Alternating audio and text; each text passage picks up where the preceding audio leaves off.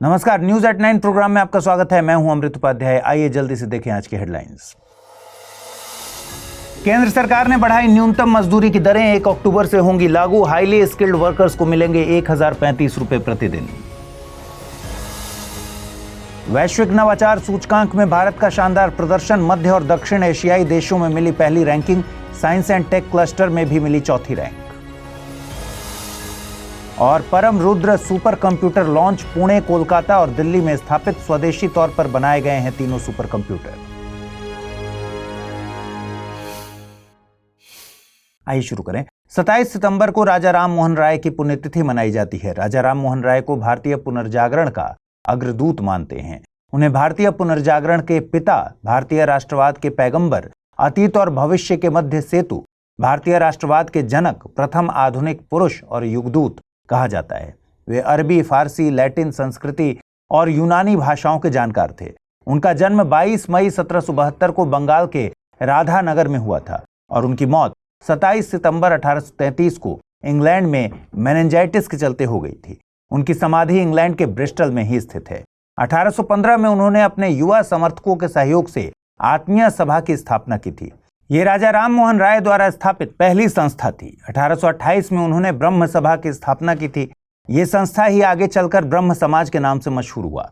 इस समाज ने मूर्ति पूजा समेत कर्मकांडों का विरोध किया, साथ ही पुरोहित वर्ग के वर्चस्व को अस्वीकार किया। एकेश्वरवाद का समर्थन करते हुए ब्रह्म समाज ने धर्मों की आपसी एकता का सिद्धांत दिया। यह ऐसे लोगों का समूह था जो ईश्वर की एकता में विश्वास करते थे। इसमें सामाजिक रीति रिवाजों और धार्मिक कर्मकांडों के लिए कोई जगह नहीं थी। इसमें रंग, वर्ण और मत पर विचार किए बिना मानवता की सेवा पर बल दिया गया। उनके नाम में राजा कैसे जुड़ा, इसकी पूरी कहानी है। दरअसल मुगल बादशाह अकबर द्वितीय ने उन्हें तत्कालीन ब्रिटिश सम्राट विलियम चतुर्थ के दरबार में भेजा था। उन्हें इंग्लैंड में सम्राट से मुगल बादशाह अकबर द्वितीय को मिलने वाली पेंशन को बढ़ाने पर बातचीत करनी थी। तब मुगल बादशाह ने उन्हें राजा की उपाधि के साथ इंग्लैंड भेजा। उन्होंने सती प्रथा, बाल विवाह और मूर्ति पूजा जैसी सामाजिक प्रथाओं का खूब विरोध किया। सती प्रथा के विरुद्ध उनके द्वारा चलाए गए आंदोलन की बदौलत 1829 में सती प्रथा निषेध कानून लाया गया। इस प्रथा को बंद कराने के लिए उनके द्वारा किए गए प्रयास बहुत सराहनीय थे। आज हमें लगता है कि सती प्रथा गलत थी, लेकिन जिस वक्त में राजा राम मोहन राय इस प्रथा के खिलाफ लड़ रहे थे, तब उनके अपने ही लोग उन्हें गलत मानते थे। अपने वक्त से आगे जाकर सोचना और अपने ही लोगों से लड़ना बड़ा मुश्किल काम होता है। सती प्रथा को विलियम बेंटिक ने कानून बनाकर प्रतिबंधित किया था। बंगाल सती विनियमन 1829 द्वारा विधवाओं को जलाना अवैध घोषित किया गया। उन्होंने पर्शियन लैंग्वेज में एक जर्नल मिरातुल अखबार और बांग्ला भाषा में संवाद कौमुदी न्यूज़पेपर शुरू किया था। उन्होंने अपनी पहली पुस्तक पर्शियन लैंग्वेज में तोहफत उल मुवाहिदीन यानी एकेश्वरवादियों को उपहार लिखी थी। उनके द्वारा लिखी गई अन्य किताबों में the precepts of Jesus, the guide of peace and happiness इत्यादि प्रमुख हैं। वीपो यानी वर्ल्ड इंटेलेक्चुअल प्रॉपर्टी ऑर्गेनाइजेशन ने वैश्विक नवाचार सूचकांक 2024 जारी किया है। वैश्विक नवाचार सूचकांक 2024 में दुनिया के कुल 133 वैश्विक अर्थव्यवस्थाओं के नवाचार प्रदर्शन को मापकर उन्हें रैंकिंग प्रदान की गई है। इसमें भारत को 39वीं रैंक हासिल हुई है। बीते साल 2023 में भारत को 40वीं रैंक हासिल हुई थी। ओवरऑल रैंकिंग में पहले स्थान पर स्विट्जरलैंड रहा है। नवाचार के इस इंडेक्स में भारत ने बीते सालों में खूब प्रगति की है। 2015 में भारत को इस इंडेक्स में 81वें स्थान पर जगह मिली थी। महज 9 सालों में भारत की रैंकिंग में 42 स्थानों का सुधार हुआ है। वहीं मध्य और दक्षिण एशियाई देशों में भारत को पहली रैंकिंग हासिल हुई है। इस कैटेगरी में भारत पहले नंबर पर, ईरान दूसरे और कजाकिस्तान तीसरे नंबर पर है। वहीं लोअर मिडिल इनकम देशों की कैटेगरी में भी भारत को पहला स्थान हासिल हुआ। इनमें दूसरे स्थान पर वियतनाम और तीसरे पर फिलीपींस है। विपो ने एक साइंस एंड टेक्नोलॉजी क्लस्टर की रैंकिंग भी जारी की है, जिसमें भारत को चौथे पायदान पर रखा गया है। भारत ने इंटेंजिबल एसेट इंटेंसिटी यानी अमूर्त परिसंपत्ति गहनता में वैश्विक स्तर पर 7वीं रैंक हासिल की, जो नवाचार को बढ़ावा देने के लिए जरूरी पेटेंट और ट्रेडमार्क जैसे नॉन फिजिकल एसेट्स की शक्ति को मापता है। आपको बता दें कि विपो यूएन के तहत एक सेल्फ फंडिंग एजेंसी है और इसकी स्थापना 1967 में हुई थी। इसका मुख्यालय जिनेवा, स्विट्जरलैंड में है। इस संस्था में कुल 193 सदस्य हैं भारत विपो का सदस्य है। विपो बौद्धिक संपदा से जुड़े मामलों के लिए एक ग्लोबल फोरम है। क्या आपके मन में कंफ्यूजन है कि आईएएस प्रिपरेशन को कैसे डेस्टिनेशन तक पहुंचाएं? तो जुड़िए UPSC IAS prelims to interview यानी P2I बैच से, जिसमें आपके हर प्रॉब्लम का सॉल्यूशन है मौजूद। आप गांव में हैं या शहर में, कोई टेंशन नहीं, क्योंकि इस बैच में आपको मिलेंगी 1000+ आवर्स की लाइव ऑनलाइन कक्षाएं। और आपको पढ़ते समय कोई कॉन्सेप्ट समझ नहीं आ रहा तो भी कोई बात नहीं, मेंटोरशिप प्रोग्राम का लाभ उठाइए और अपने मेंटोर से अपनी उलझन का समाधान पाइए। क्या मैं तैयार हूं? यदि इस सवाल का नहीं मिल रहा जवाब तो टेस्ट सीरीज का मिलेगा फायदा। हर एक टेस्ट से तैयार होगा आपकी सफलता का ब्रिज। यही है वो बैच जिसमें आप कर सकते हैं पढ़ाई के साथ कमाई भी। क्यों? क्योंकि हर टेस्ट के फर्स्ट रैंकर को मिलेगा 11,000 रुपए का इनाम। इतना ही नहीं, यदि आप प्री 2025 क्वालिफाई करते हैं तो आपकी पूरी फीस वापस कर दी जाएगी। ऐसे और भी कई फीचर्स हैं इस कोर्स में जिससे आपको हासिल होगी जीएस में महारत। सो जस्ट गो अहेड, आज ही जुड़िए हमसे, अमृत लाइव कोड का यूज कीजिए और एडमिशन लीजिए, करिए अपने सपने को साकार। प्रधानमंत्री नरेंद्र मोदी ने नेशनल सुपर कंप्यूटिंग मिशन के तहत स्वदेशी तौर पर निर्मित 3 परम रुद्र सुपर कंप्यूटर लॉन्च किए। 130 करोड़ की लागत से बने ये 3 सुपर कंप्यूटर पुणे, कोलकाता और दिल्ली में स्थापित किए गए हैं। पुणे में giant metre radio telescope GMRT इस सुपर कंप्यूटर का इस्तेमाल फास्ट रेडियो बर्स्ट FRBs और अन्य एस्ट्रोनॉमिकल इवेंट्स की स्टडी करने के लिए करेगा। दिल्ली में inter university accelerator centre IUAC material science और एटॉमिक फिजिक्स जैसे क्षेत्रों में अनुसंधान को बढ़ावा देगा। कोलकाता में SN बोस सेंटर इस सुपर कंप्यूटिंग तकनीक का इस्तेमाल फिजिक्स, कॉस्मोलॉजी और अर्थ साइंस जैसे क्षेत्रों में एडवांस रिसर्च के लिए करेगा। इस मौके पर high performance computing HPC system भी लॉन्च किया गया। 850 करोड़ रुपए की लागत से बना यह सिस्टम मौसम और जलवायु परिवर्तन के क्षेत्र में रिसर्च के लिए जिम्मेदार है। HPC सिस्टम को 2 साइट्स पर स्थापित किया गया है। पहली है पुणे स्थित Indian Institute of Tropical Meteorology IITM और दूसरी है नोएडा स्थित National Centre for Medium Range Weather Forecast. HPC systems को अर्का और अरुणिका नाम दिया गया है। HPC सिस्टम्स के जरिए उष्णकटिबंधीय चक्रवातों, भारी वर्षा, आंधी, ओलावृष्टि, गर्म लहरों, सूखे और अन्य महत्वपूर्ण मौसम संबंधी घटनाओं के बारे में सटीकता से जानकारी हासिल होगी। यहां ध्यान रखिए कि नेशनल सुपर कंप्यूटिंग मिशन को सरकार ने 2015 में लॉन्च किया था। इसका संचालन विज्ञान और प्रौद्योगिकी विभाग DST और इलेक्ट्रॉनिक्स तथा IT मंत्रालय द्वारा संयुक्त रूप से किया जा रहा है। वहीं इसके लागू करने की जिम्मेदारी CDAC पुणे और IISc बेंगलुरु की है। केंद्र सरकार ने कृषि और उद्योग क्षेत्र से जुड़े कामगारों के लिए बड़ा फैसला लिया है। दरअसल सेंट्रल लेबर कमिश्नर ने एक नोटिफिकेशन जारी किया। इसके मुताबिक महंगाई को देखते हुए कृषि और उद्योग क्षेत्र के कामगारों की केंद्रीय न्यूनतम मजदूरी की दरें बढ़ा दी गई हैं। मजदूरी की नई दरें 1 अक्टूबर 2024 से लागू होंगी। न्यूनतम मजदूरी की दरों को कौशल के आधार पर कुछ कैटेगरीज में बांटा जाता है। इनमें unskilled labour, semi skilled labour, skilled और हाईली स्किल्ड लेबर शामिल हैं। इनमें एरिया वाइज भी कैटेगराइजेशन होता है। कैटेगरी ए में अहमदाबाद, बेंगलुरु, फरीदाबाद कॉम्प्लेक्स, नोएडा, दिल्ली और गुरुग्राम जैसे 16 बड़े शहर शामिल हैं। कैटेगरी बी में आगरा, ग्वालियर, जोधपुर, अलीगढ़, जयपुर जैसे कई शहरों को रखा गया है। कैटेगरी सी में वे सभी क्षेत्र शामिल हैं जिन्हें ए और बी में जगह नहीं दी गई है। एरिया ए में झाड़ू लगाने, सफाई, लोडिंग और अनलोडिंग जैसे अनस्किल्ड कामों में लगे श्रमिकों के लिए न्यूनतम मजदूरी दर 783 रुपए प्रतिदिन होगी।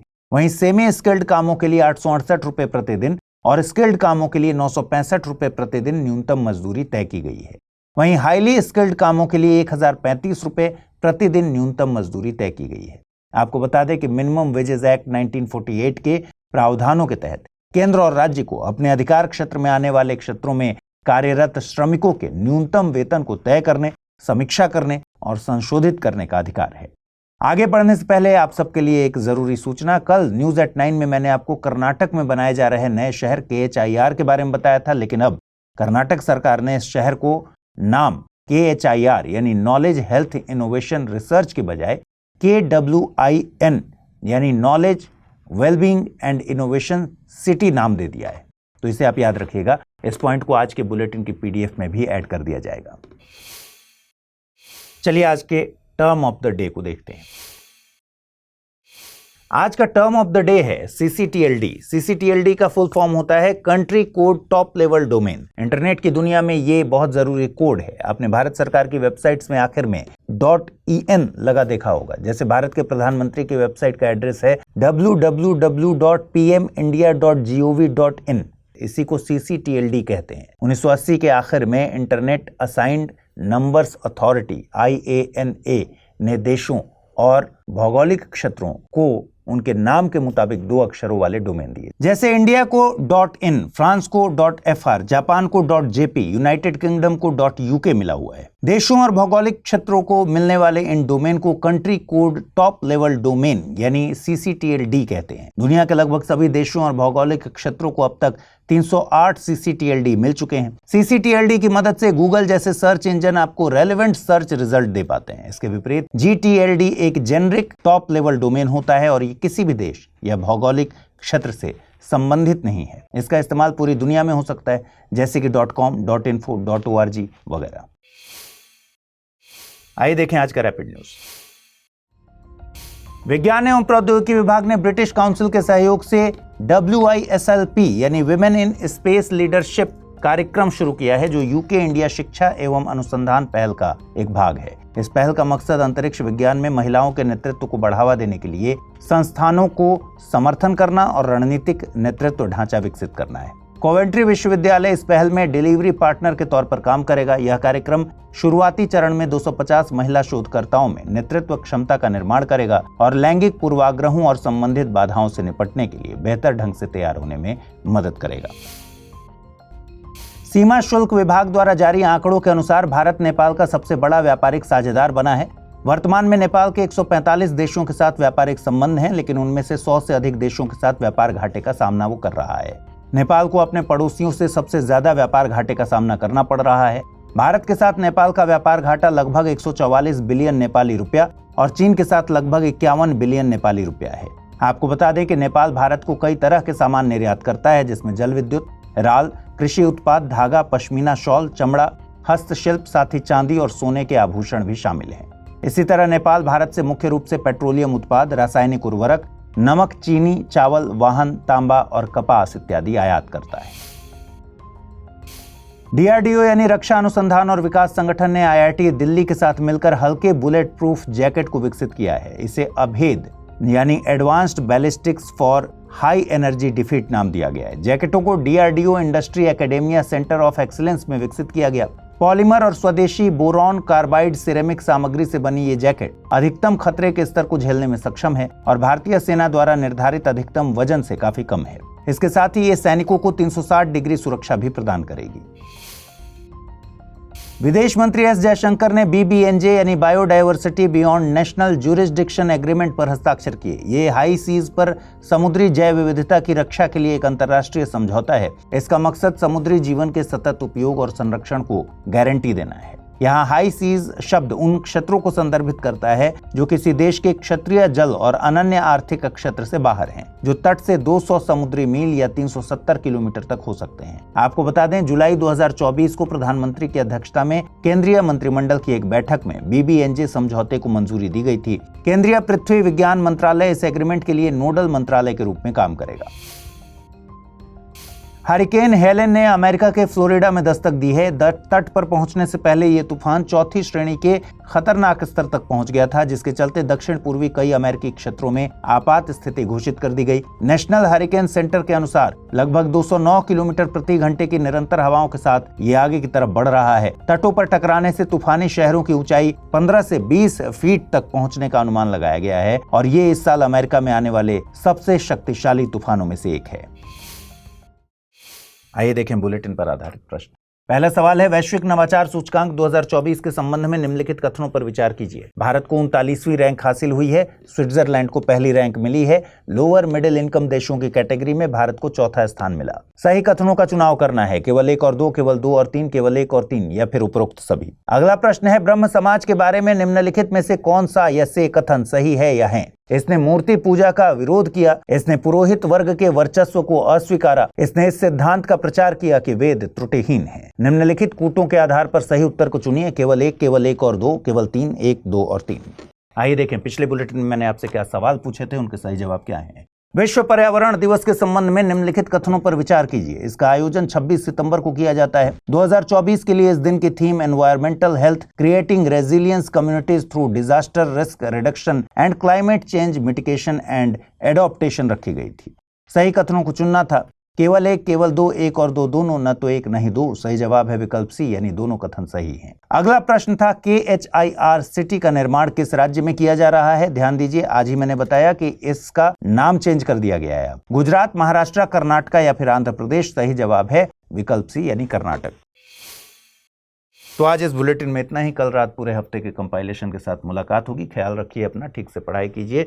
अगर आप PDF चाहते हैं इस बुलेटिन की तो अमृत उपाध्याय 007 टेलीग्राम चैनल पर रोजाना PDF मिलती है इसकी।